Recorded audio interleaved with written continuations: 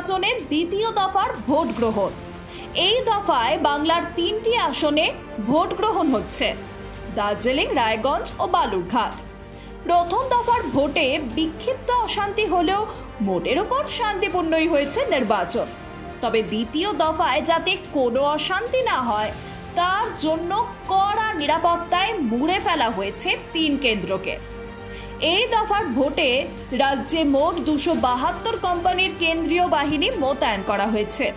এর মধ্যে দার্জিলিংয়ের জন্য রয়েছে 88 কোম্পানি, বালুরঘাট কেন্দ্রের জন্য 73 কোম্পানি এবং রায়গঞ্জের জন্য 111 কোম্পানি বাহিনী মোতায়েন করা হয়েছে। নিরাপত্তার দায়িত্বে রয়েছে রাজ্য পুলিশও। মোট 12,983 জন রাজ্য পুলিশ রয়েছে ভোটের কাছে। যে 3 কেন্দ্রে ভোট হচ্ছে তার মধ্যে দার্জিলিংয়ে স্পর্শকাতর বুথের সংখ্যা 739টি, বালুরঘাটে 192টি ও রায়গঞ্জে 210টি। দার্জিলিংয়ে সব থেকে বেশি স্পর্শকাতর বুথ থাকায় কড়া নজরদারি চালাচ্ছে কেন্দ্রীয় বাহিনী। অন্যদিকে কেন্দ্রীয় বাহিনীর 5 থেকে 6 জনকে নিয়ে কুইক অ্যাকশন ফোর্স রয়েছে।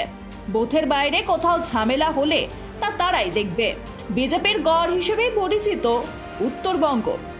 এবার বিদায়ী সাংসদ রাজু বিস্তাকেই প্রার্থী করেছে বিজেপি। এই কেন্দ্রে তৃণমূল প্রার্থী গোপাল লামা এবং কংগ্রেসের প্রার্থী মুনিশ তামাং।